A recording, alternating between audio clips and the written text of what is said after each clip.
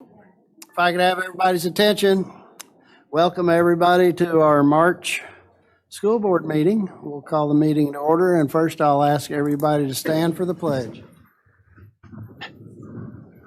Mr. Lloyd should lead this tonight. I pledge allegiance.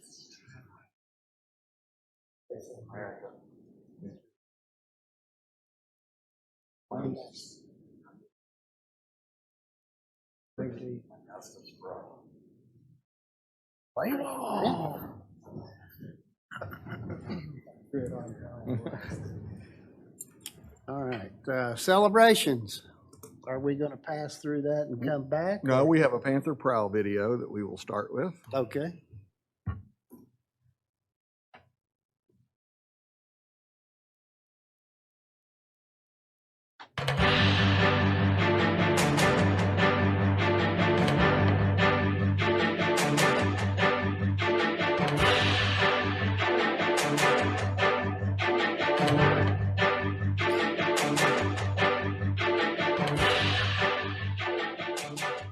Hello everybody, I'm your host, Logan R. Johnson with Panther Prowl News.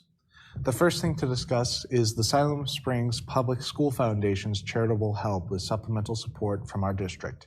To sum it up, here's Silas. Success takes hard work, and for these teachers, it's finally paid off. The Siloam Springs Grant Awards happened recently, and these teachers have received grants to help them further impact the community. So as a reading teacher, I get to teach children who struggle with reading. So with the grant, I was able to buy decodable chapter books for kids to take home. Each chapter book is completely decodable, meaning they can sound out. So as they encounter new words, they can sound it out. And the parent also provides input. Is the book too hard? Was it too easy? And then we allow the child to check out a new book as they go on. This grant got us the whiteboards, which are around my room, that are promoting student engagement through making them get up and work in groups, so inspiring that cooperation, that collaboration, which they're going to use the rest of their lives. So we decided to implement a program that's called Building Thinking Classroom. They learn how to work with different personalities. They learn how to work as a team to accomplish a goal, to work through challenging problems. And they may or may not have any insight into how to solve it, but they bring their skill set and their knowledge set to it and work as a team to solve the problem. It's great to know that we have amazing teachers in Siloam Springs. For the Panther Prowl, I'm Silas Tugwell. Back to you guys. Our gratitude goes out to those helping us with extra projects. That makes our school more enjoyable with each one. Nice work, Silas. Let's move along. Thank you, Logan. Hello, everyone. My name is Elizabeth, your enthusiastic events anchor. Northside, Allen, and Southside are having parent-teacher conferences on the 14th. Both parents and kids, be prepared. Spring break is just around the corner, starting on the 18th and ending on the 22nd. Have a good break, everyone. On the 29th, all schools will have a day off. Enjoy the day of relaxation, everybody. And that's the Siloam Springs District events, upcoming events. Thank you. Back to you, Logan. The time of testing has arrived. This is when every grade is practicing and preparing for an exam. Here's Robert with a glimpse into our kindergarten section. Have you ever wondered how Northside does testing with kindergarteners? Well, here with Ms. Taylor, we'll find all about that. My name is Miriam Taylor. I'm the assistant principal at Northside, and I'm also the building testing coordinator. So I'm in charge of setting up schedules, making sure that teachers have all of their test training, and then just helping with the ins and outs of testing. What we tell our students, when we tell our teachers, is that we want the kids to work their best, to work hardest. We want them to take their time, and we want them to just do the best that they can do. We try to make the testing environment pretty low-key. We want the students to feel comfortable, so they take the test in their classrooms. And the teachers have their Chromebooks that the kids work on every day. And then the teachers have an assistant who comes in and helps get the kids logged in. And then we just try to keep the classrooms quiet and calm and the kids take their test, and when they're done, then they sit quietly while the rest of the kids finish. The students take a reading and math test, and it's adaptive, so that means it all starts off on a basic level, and then as the kids get questions right, it will get a little bit harder, and then as they get questions wrong, it'll go down a little bit until they find that level that's just right for the kids. The test is read out loud to them in reading and in math, so it really depends on the kid and their level. As you can see, this is how they get stuff done. Now back to you, Logan, at the studio. Although it helps us gauge where students are testing, it is a stressful time of year. It helps us find where we need to grow, how we've grown since last exam. So with all that said, thank you, Robert. Finally, we move on to Pause and Clause, an alternative learning environment for students from 3rd to 8th grade. Here's Andreas with more. Pause and Clause is our place to stick church for 3rd graders through 8th graders that have behavioral needs that cannot be met in a regular classroom. Mr. Fleming, a behavioral interventionist, helped these students academically while integrating positive behavioral and social skills. ALE alternative program, it's for students that are struggling to be successful in a general classroom setting, whether that's overstimulation, or maybe they're dealing with working through some trauma in their lives, any of those kinds of things in the background that would directly affect their performance in the classroom and their socialization with others. What we focus on is values. And over here to the left of the camera here, we have our class values up there. And we really focus on those because when you focus on rules, you're telling people what they can't do. But if we focus on values, now it's about who we can be and who we should be to ourselves and to others. And all of a sudden, they see themselves differently, and they start to value themselves. And then in the same light, they start to value others around them. Been blessed so far to have 2 students that have transitioned out this classroom this year. We have 2 more in process right now, and we're really blessed to have transitioned 6 out last year. Thank you, Mr. Fleming. We're so thankful for this school district to be the best school district for any type of needs. I'm Andres from the Panther Prowl. Back to Logan in the studio. Thank you, Pause and Clause, and you too, Andreas, and keep up the positive environment, everyone. With all that said, thanks for tuning in. We have been Panther Prowl News Broadcast. We have been the Panther Prowl News Broadcast. And in case we don't see you again, good morning, good evening, and good night, everybody. Bye-bye.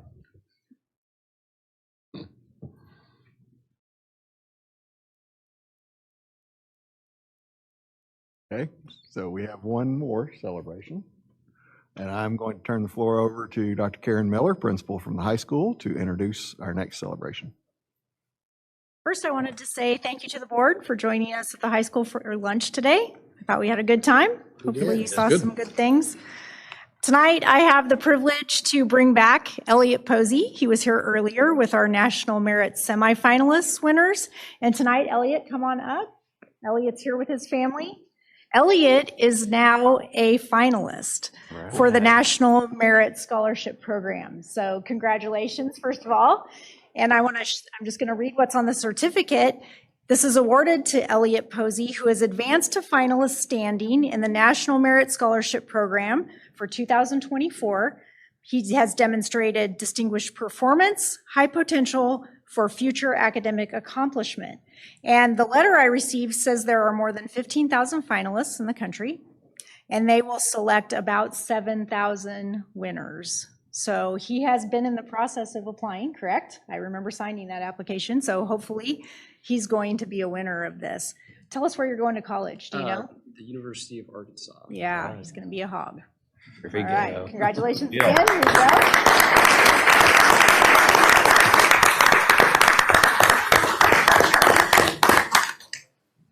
Thank you. More pictures. I'll just let, you don't want me, do you? Oh, yeah. That's fine.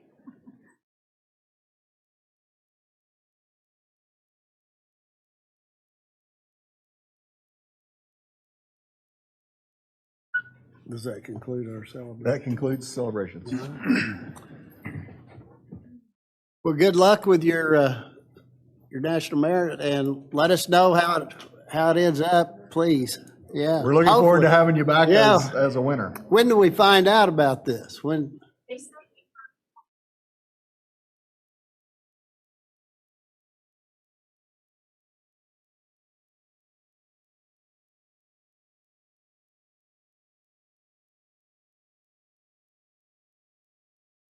Around April. Good. Very good.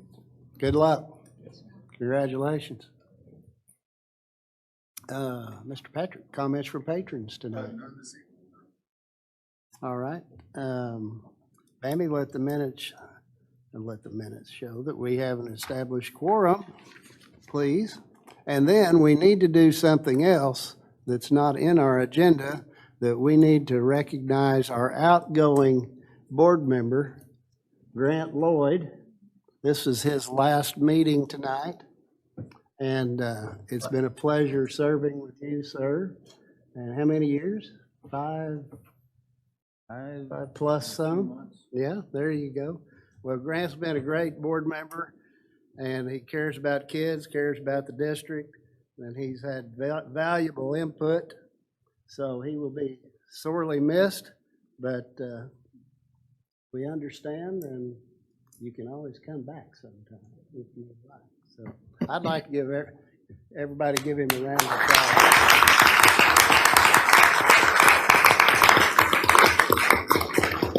We told you you're going to have to make a speech. Are you going to say anything? I don't like the spotlight or speeches, but no, I just always hope I give more than I take.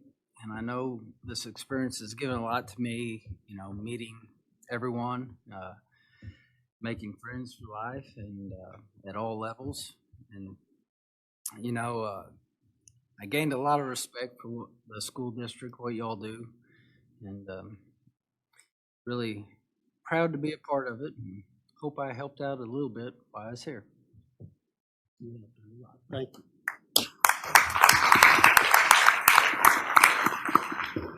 If you don't mind, I mean, I would love to just let Grant know how much I appreciated him and his friendship and board membership here. It's just been a privilege to get to know him. We didn't know each other before this, so it's been 5 years of fun and more than one night a month that we get to see you. Yeah, I'll cherish our friendship going forward and look forward to getting out to your place and sitting around a campfire. I will say ditto to that, but I'll also add that I have gleaned from Grant's passion for the school district. It's very obvious, and I appreciate that as well. Well, I wasn't prepared to say anything, but Grant, you're a man of few words, and I honor that and appreciate you definitely have a heart for kids and for the district. So we thank you for the service, and yeah, I have deep respect for you, so thank you. On behalf of the school district, I'd like to say thank you to all of you for serving. But Grant, it's been a pleasure to work with you for 5 years, and we have not always seen eye to eye on everything, but we've had cordial disagreements and come to good decisions, I think. And I've appreciated your perspective, and I think all of our administrators and teachers appreciate anybody that sits in this chair, because there's a lot of pressure that comes with this job. It's not paid real well, and there's a lot of stress. So yeah, you get a free lunch once a month. So I appreciate you, Grant, and I appreciate all of you. So thank you. All right. We shall move to reports, and Mr. Wiggins. My report will be brief tonight. I have one item that I'd like to just update you on. You all gave me permission to list our Dogwood Street office properties at the last board meeting. Those have been listed, and I believe it was they were actually shown this afternoon for the first time. So we've started that process, and at some point, hopefully, I'll be bringing you all an offer on those properties to approve. That concludes my report. Wow. Amy Carter. Amy is not here. She is was not able to attend, and Kelly's going to give a student data update for her. So our Panther Prowl report was very timely because we are in testing season, and my report is about testing. Right now, this week, we are in the Atlas Writing Summative window. This year, we did get a new assessment, moving from Aspire to Atlas, which is a state-created assessment. And we are administering the writing assessment a little bit earlier than usual because they have to have time to score, calibrate the AI, all of the things to be ready to give scores back to districts. So we began on Tuesday testing at Southside and middle school. Wednesday was high school, MSA. Today we tested 5-6. We tested at Pause and Clause. I'm probably leaving virtual out. We tested there as well today. All said, we also tested ACT on Wednesday at the high school and the civics exam for our seniors. So well over 3,000 students testing this week, and it's a lot. I think in the video they said it's a kind of a stressful time of year. I'll say for our building test coordinators, and you saw one of them, every building has a building test coordinator. They put in a lot of time and energy and effort in getting it right for our kids, for our teachers, because it's stressful for our teachers too. So anyway, we are testing season's underway. Like I said, over 3,000 tests given this week alone. We also have completed our ELPA testing, which is an assessment for our English language learners who also have disabilities. Leanne Carter has also done the Seal of Biliteracy and administered that to 15 students, and that's for our kids who are fluent in English and also in another language. I believe we had Spanish and Hindi and Arabic test this year, or this spring. Like I mentioned, the civics exam also coming up is the ELPA for all of our other students. The DLM is ongoing. That's for our students with disabilities. And beginning in April, around the 23rd, we will start with the Atlas reading, writing, and science assessments. And then we will move into AP in May, along with K2 MAP. You got a little glimpse of what they tested in January. That happens again at the end of April and the first part of May. So I guess that's the rundown for our assessment data. Obviously, we don't have results for any of that yet, and our results for the Atlas assessments won't probably come until the fall. We've had some mixed information on that, but I do believe it'll be fall before we get those results. So we will update you when we have that. Is that new assessment? Yes. First time, right? Yes. So we're Yes. kind of just starting Yes. scratch and going from here on, right? Yes. And there are a lot of things that are different about this assessment. There's some really great things. This is an untimed assessment for all of our students. So in some ways that makes it easier. In some ways it makes it a little more complicated because you have students who don't take as much time and you have students who take a lot of time. We had students who probably started about 8:30 and went clear to 11:30 yesterday. And we really appreciated that effort that they were putting in. And then we have some that, finished a little sooner than that. So, but it's a different type of assessment, state made. We're excited to see how our students do. And I'm happy to answer any questions. Thank you. Thank you. Jane Patrick. Wanted to give a update this evening on our baseball, softball, tennis complex. Had a big meeting on yesterday morning out there on site. So we have a lot of stuff going on. The process is continuing. If you've driven by or look out the window, you can see our press boxes have been mounted. Bleachers have been installed. Press boxes are mounted. The PA systems started being installed yesterday. We have foul poles have been on site. Some have been installed, but they have all been aligned and fixed. We have one that they're going to come back. When they shot it with the laser, it was still off just a tad, and they're going to come back and redo the baseball foul pole here, but the rest have done. The big structure here in center field of the baseball field, you can see right behind the fence, that's the batter's eye framing. So they'll come back and probably give that concrete a day or two to cure up good, and then they'll start installing the wall there as a batter's eye.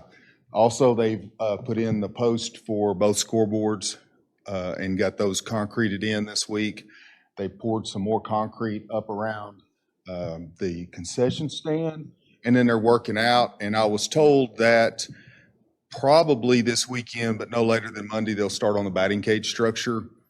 That is something that they've tried to work from this end of the facility out so that they're not having to drive equipment over any concrete that has already been laid and they have to take a chance in tearing it up. We are fully expecting by the end of day tomorrow or at the latest Sunday, they set guaranteed by the weekend, that the plumber would have everything in the concession stands good to go. We had our roll-up doors on our storage buildings and the concession stand were installed yesterday. The main walk-through doors in the building will be installed over the next few days. There's a crew coming in, I think, Monday to a special crew that's the kind of stuff they do, and they'll be in to do that. So it's really coming along really well.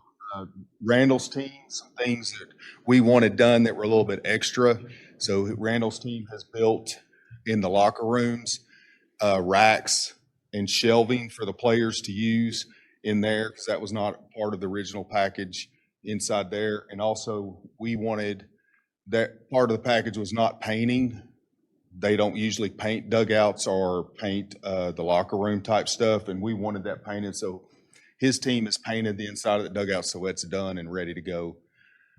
The benches, ball, helmet racks, they're coming in this next week by Wednesday of next week. So the one thing that they said it's interesting, the company that they ordered it from, our flagpole, they said it had been shipped and the shipping time was 5 to 6 weeks. And I was like, where are we? Are we slow boating this thing from Taiwan or something? I mean, I don't know. And they said they weren't sure on that, but they were going to check on it. The base is already installed, but as soon as the flagpole gets here, we'll get it. So we're just ready to put it up at any time. So I feel really good. The electrician is getting closer and closer to being done. Terry actually told me, I wasn't even aware, she worked till Tuesday night. Was it Tuesday night till 9 o'clock here working on some reports and stuff. And when she left, they had the field lights on. So they had run all the wire that day and the electrician had stayed out here. And I guess they had turned them on to see if everything worked. So we look forward to having this ready to go pretty quick. We are trying to be able to play ball out there next Friday night. We have a softball home game and we have a baseball home game that Friday night, and we're trying to make that the first full game played based on the fact that we'll have bathrooms and all our electricity and everything we need to play. There will be a few things around that probably will not be done yet. Obviously, the batting cage structure will not be done by Friday, but I think we're going to be good to play. And then our goal is to have official ribbon cutting around the first conference games for both teams, the home conference games. So it's coming together nicely. Windscreen will be here this next week, and we'll have that put up. Getting something. Landscaping guys will be here Monday. They say it's a 3-day job to put in the irrigation system and the sod. They'll be done by Wednesday, so we're getting there. Obviously, it's not as fast as any of us wanted to, but it's definitely going to be a wonderful facility that will benefit our school, kids, and community for years to come. Does anybody have any questions about that project? The netting, the back netting.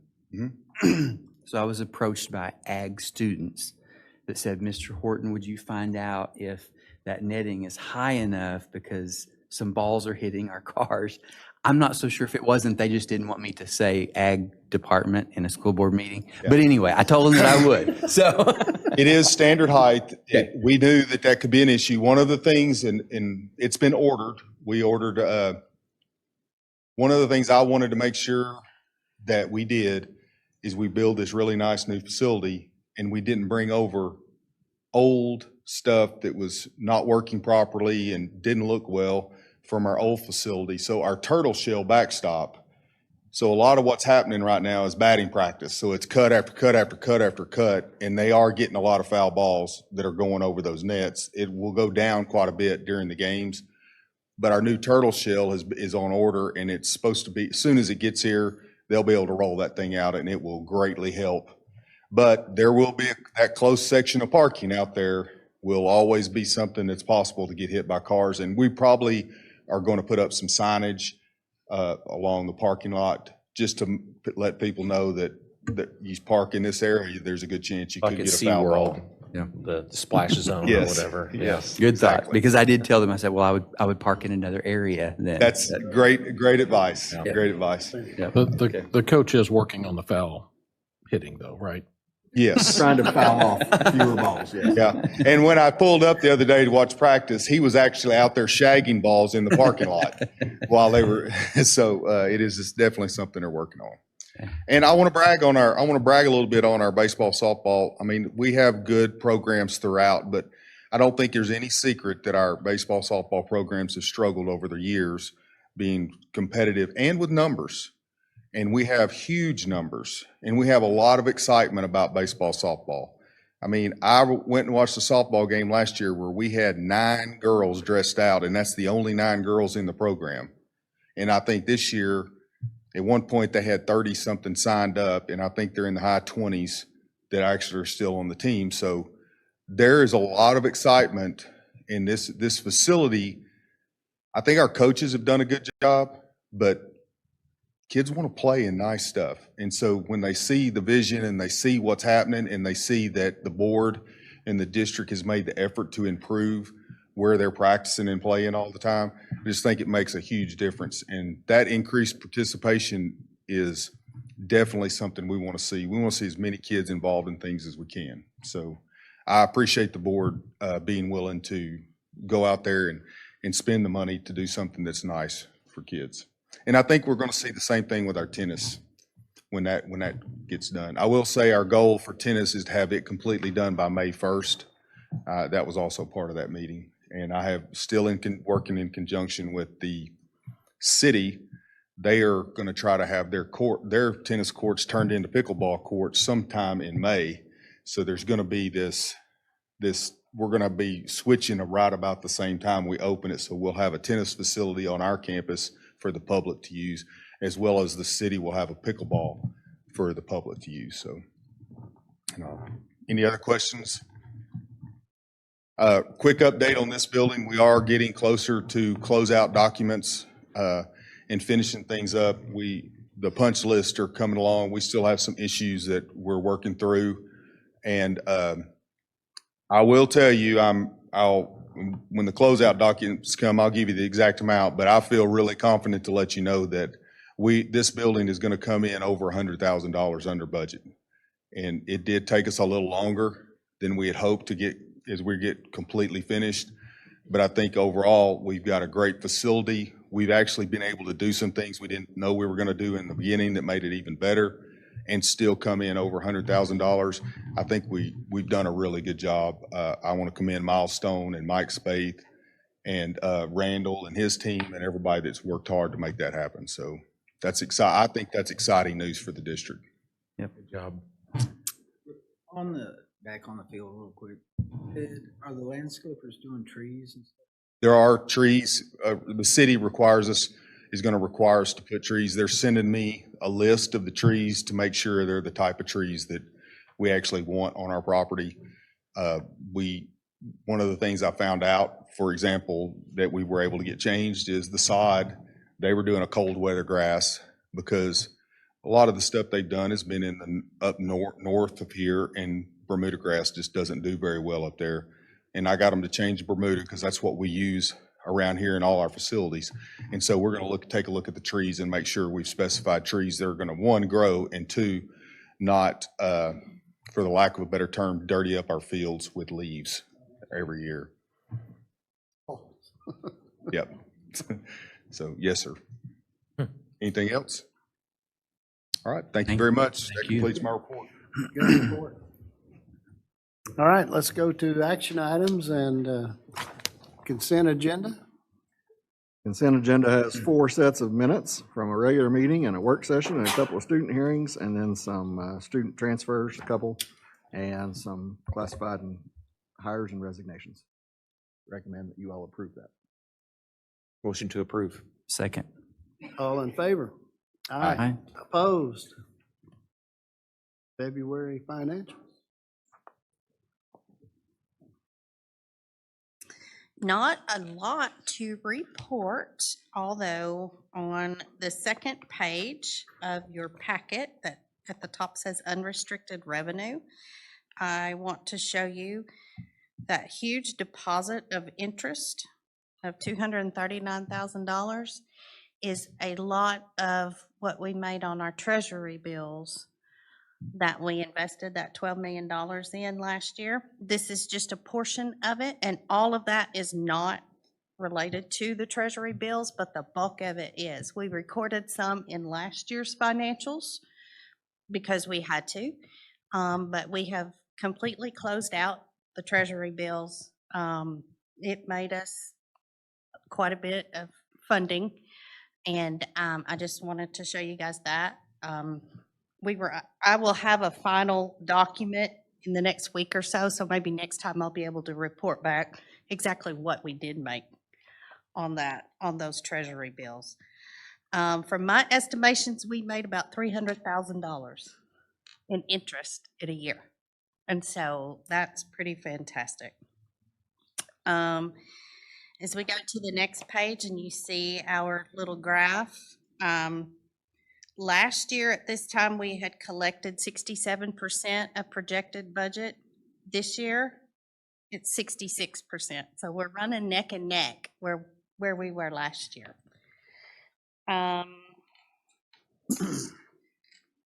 Skipping on over to the debt service page, just showing you that we still owe $2.7 million in payment. That's going to happen sometime in April. That's when we will make that payment. And then if you turn to the building fund, you will notice that there's $1.77 million left of the $12 million that we invested for these for this building and the baseball softball fields. So I just wanted to show it's all related and it all timed out well. But yep, we have certainly spent the building fund down, which we intended to. So do you all have any questions concerning the financials this month?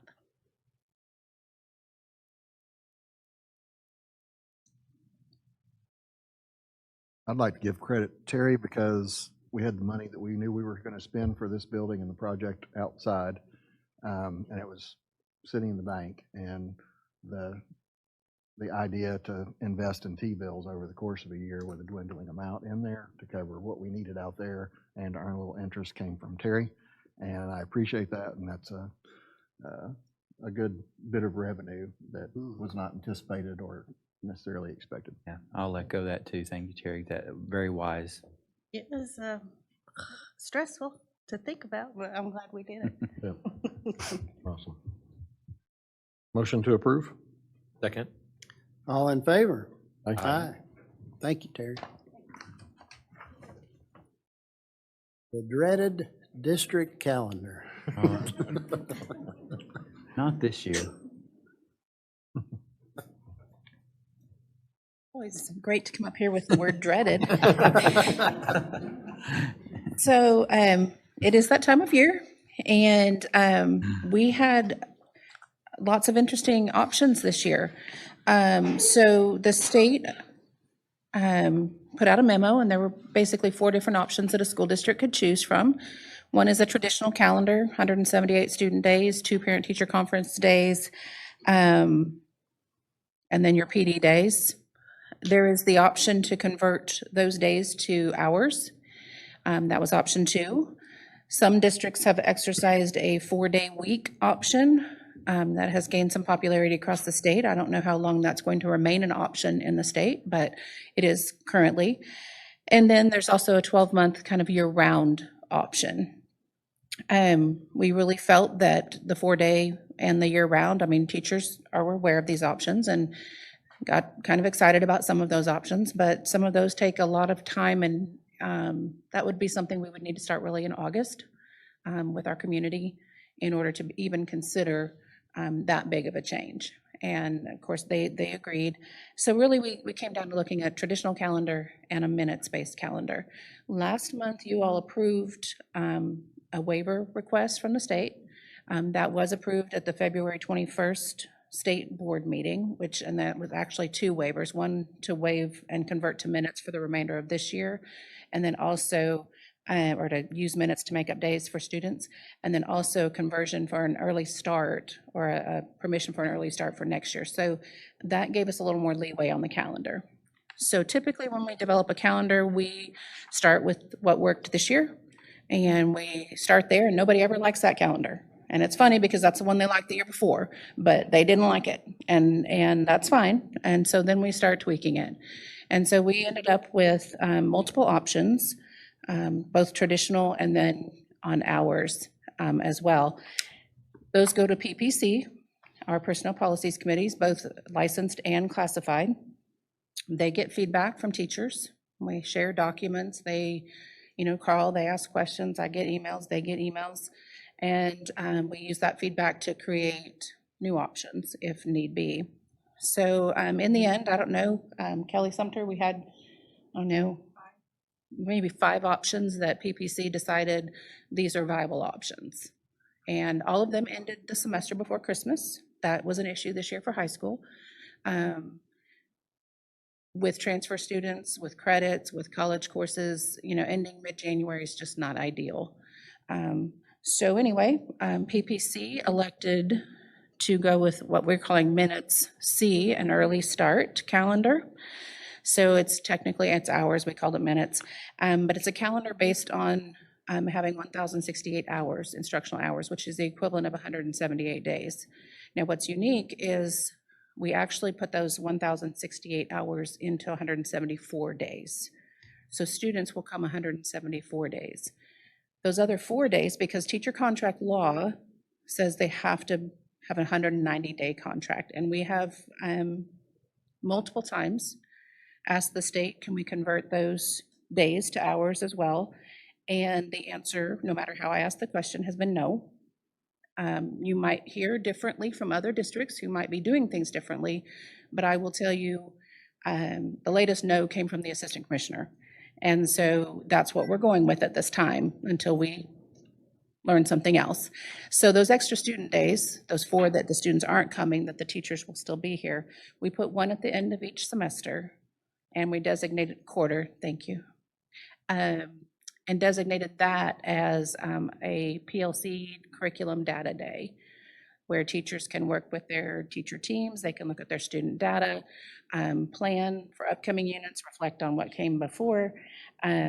So that makes up those other 4 days. Again, semester ends before Christmas. There are 2 PD flex days in there. We have 10 professional development days, as we always do. We will put 1 flex day right at the beginning of school on August 9th, and the other one on February 17th. That allows teachers to go to professional development during the summer, and we swap out that day later out of their contract. If they don't do professional development, then they work that day. So I'm sure I'm leaving something out. I'm leaving something really big out, actually. By going to an hours-based calendar, we had to add minutes to our instructional day in some buildings. And what it came down to is North Side needing to add, I think, 2 minutes. And then when you get up into the middle school and the high school, you have to add more because they have passing time to consider that they don't really have as much in the elementaries. We talked about that a little bit the last meeting. So middle school looks like 10 minutes added, high school 20, and Main Street 27. Now, in order to do that, we're going to have to, that impacts bus routes, which impacts every single school in the district. So in order to do that, we had to look also at lengthening the contract day for our teachers. So that also came from PPC, and we'll talk about that in a little bit. But in order to have that hours-based instructional calendar, and to have enough hours, because also added in that 1,068, you also have to add 30 hours for snow days. So it's not just 1,068 hours, it's 1,098 hours. So students will have banked 5 snow days. So if we miss 5 days, they don't have to make them up. Anything in excess over 5 days, we would have to come back, alter the calendar, or tack those days on the end, like we typically would. But that's just one of the caveats for going to that hours-based calendar. So we'll adjust that policy in a few minutes. But PPC overwhelmingly chose this particular calendar. Classified PPC also did as well. And I'm going to turn it over to Kelly Sumter. She is our, well, first let me answer any questions and then I'll turn it over to her. So what happens if we don't have snow days? That 30 hours or whatever? Nothing. They We just go to keep school going. all of those days that are listed, and Just keep going. our kids get a little bit of extra instructional There time. you go. Okay.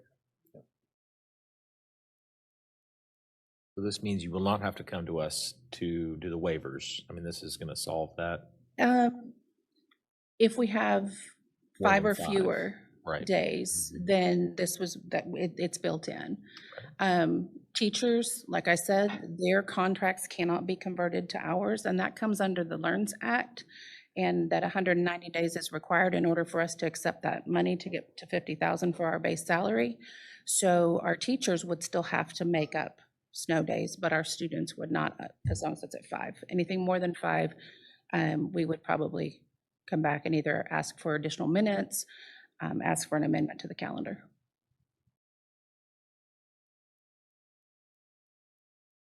Any other questions? All right, I'm gonna, Kelly Sumter's here on behalf of the certified PPC, and I believe John Blair on classified PPC. John has provided an email, and it's in your packet, that classified PPC agrees with this very version. Kelly, would you like to say something?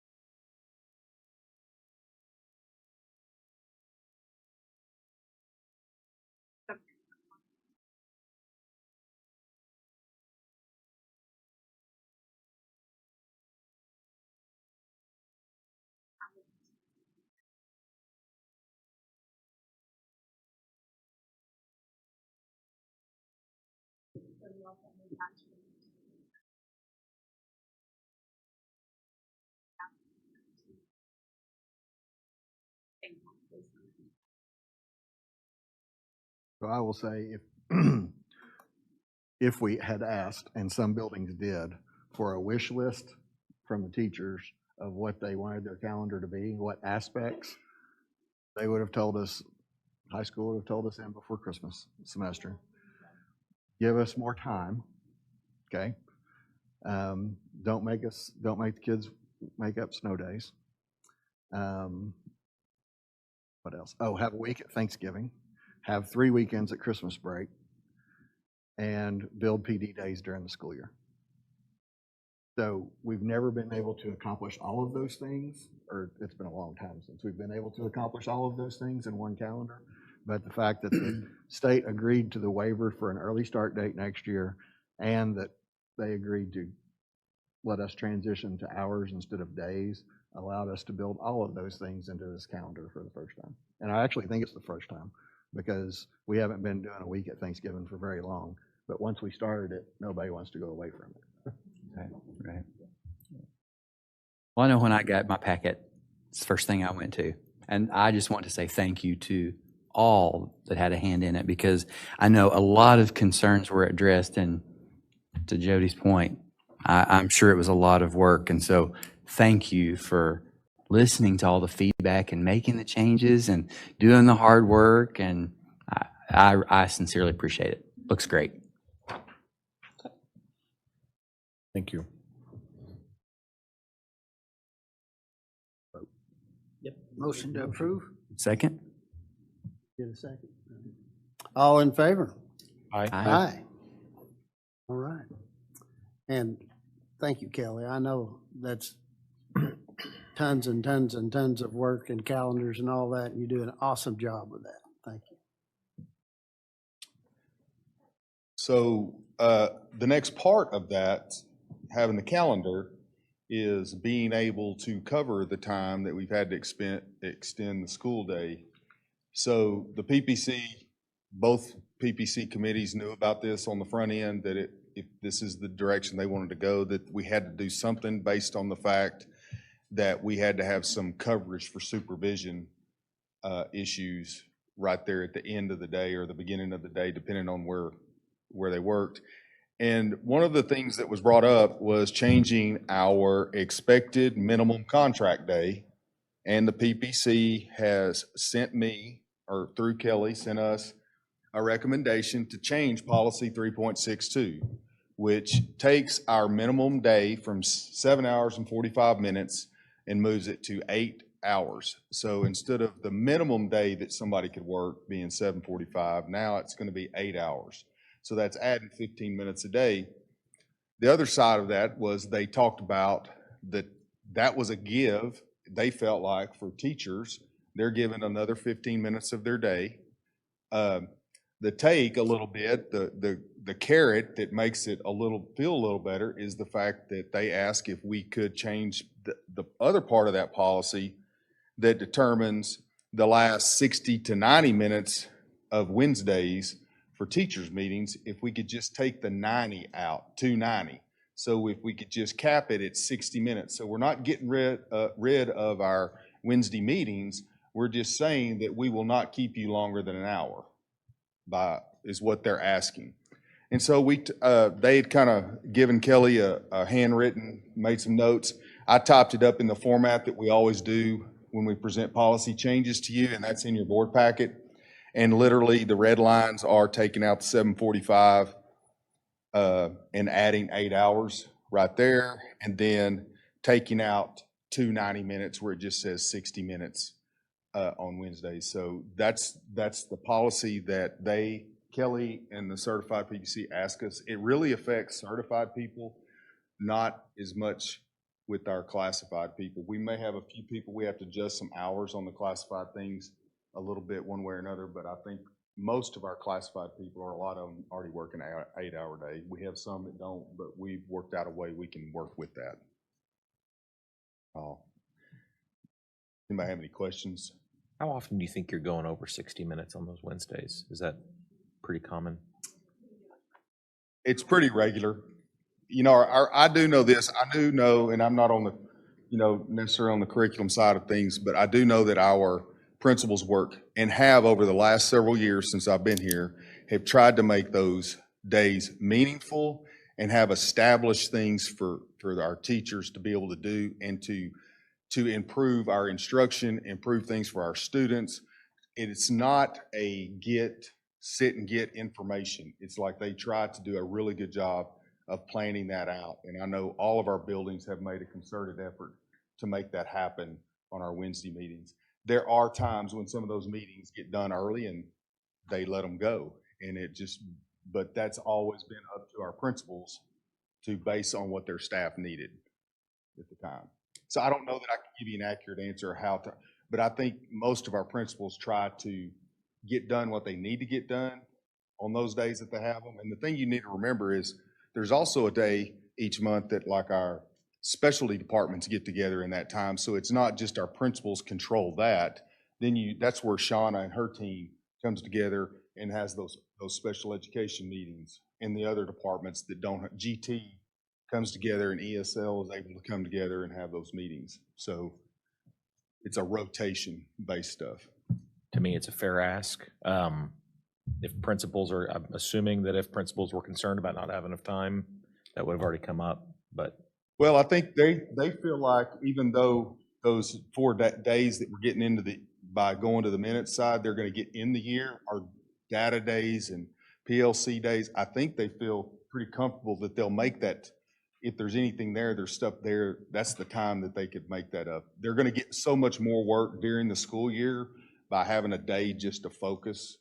So I think there were years past, Kelly, correct me if I'm wrong, where we used to pull teachers out of classes and go get them subs and go do data work. While kids are in class with a sub, we would go do data work with our teachers on a contracted day Well, we don't have that luxury anymore because we don't have enough subs, and our instruction time is so tight. This calendar is going to allow us to go back to be able to do that work. So I think it's going to be a good thing for all involved. We gave the principals an opportunity to give us feedback before we Good deal. did that as well. Yep. Sounds good. I'm all for it. Motion to approve. Second. All in favor? Aye. Opposed? Could I ask, Kelly, was there any traction around the 4-day a week within our district? Support, I mean, just inside?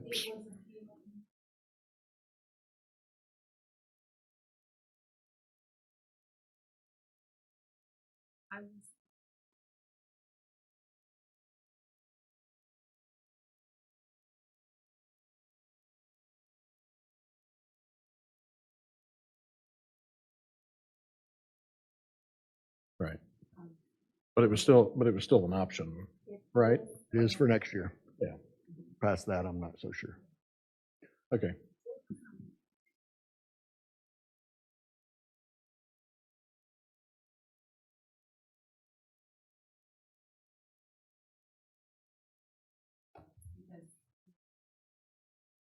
Sure. Yeah. The districts in the state that have done it are mostly very small school districts. No one even, I don't know of anybody that's even half of our size that has switched to it. A lot of them are rural towns with not a lot of blue collar jobs. My personal opinion is it would be a little bit tougher for our community because of the number of shift workers we have as parents. Okay. Yeah, I was gonna say, switch hats, but, elementary school, that meaning daycare plus. Yeah. Families. Yeah.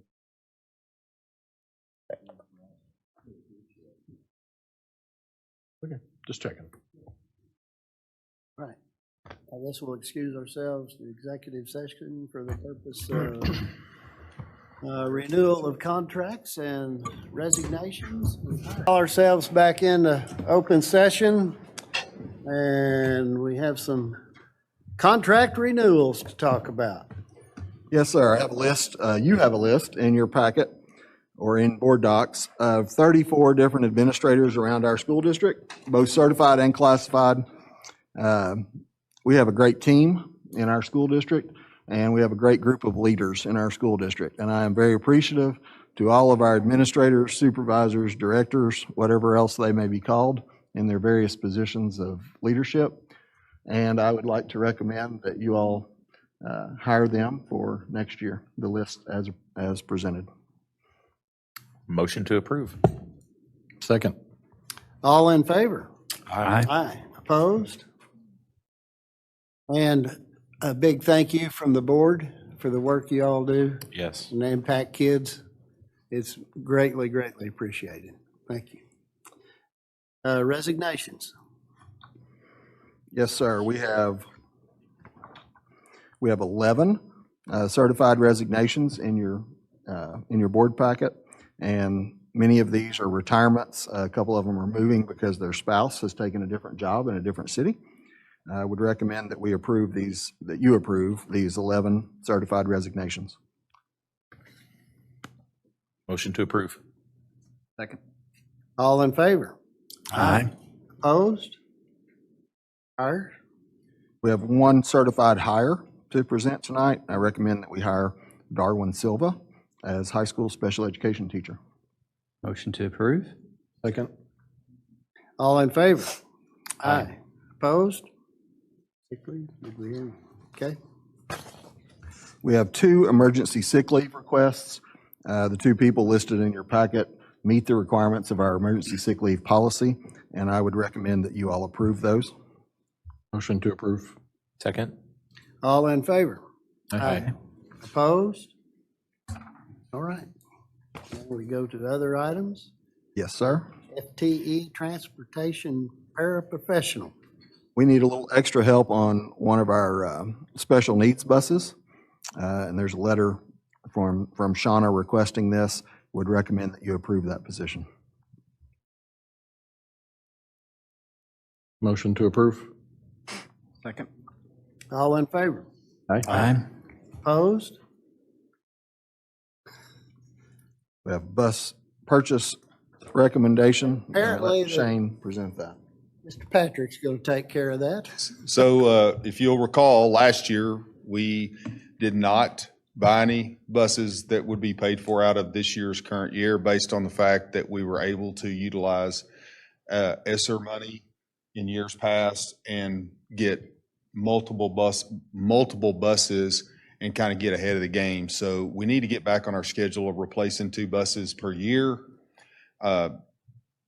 Steve Avery has put out bids and received the same 3 companies they're always there that get a bid on our buses have returned bids. As you can tell, if you remember, buses started going up back about 2 or 3 years ago. We used to get those buses for right at close to $100,000 a piece. And the last ones we bought, the very last ones we bought, they were, I think, in the $130,000 range. And then now the low bid this time is $144,000 a piece.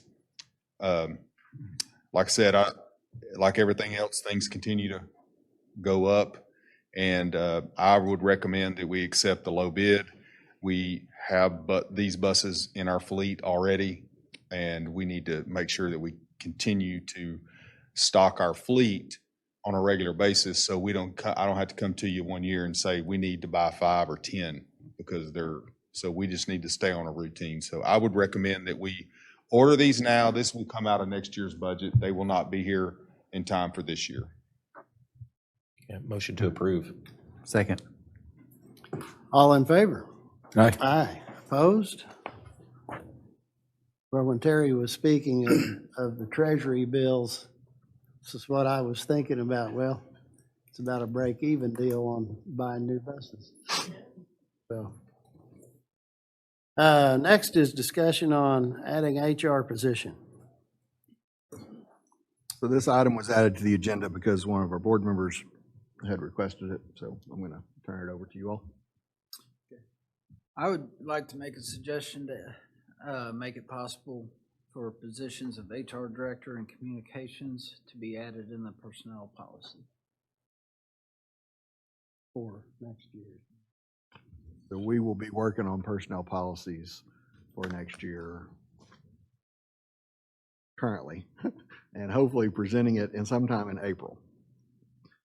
So the request is to add those positions as possibilities. Okay. Yes, yeah. And with that,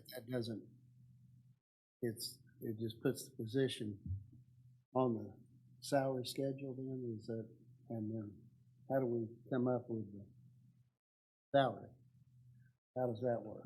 We will discuss that And come up with something. and come up with a recommendation to you all, and then you all can give us That'll be feedback part- on that. Okay, That's acceptable with you. very much so.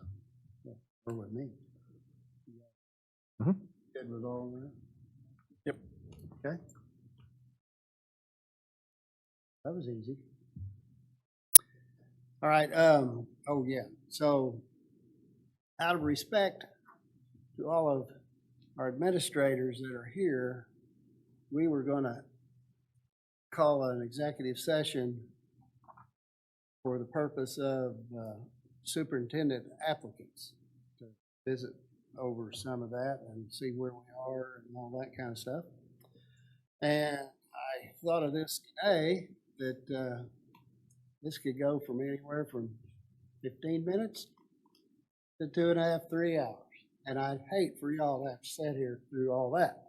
So I'm asking that we entertain a motion to add that to the agenda for tonight. Motion to approve. Second. All right, all in favor? Aye. So, we are going into an second executive session. I'm going to call us into a second executive session for the purpose of, I guess it'd be superintendent applicants and where we are at this point. And may I clarify for everyone, Please. is there any intention to have any motion or action after this executive session other than adjournment? Please go home. No, there will be no action taken other than. Thank you all. So now we'll call ourselves back into open session, and I would entertain a motion to adjourn. Motion to adjourn. Oh, Grant. Oh, yes. I will do it just like the first one I did after Audra. Motion to go home. Second. Thank All you, in Grant. favor? Aye. Meeting adjourned.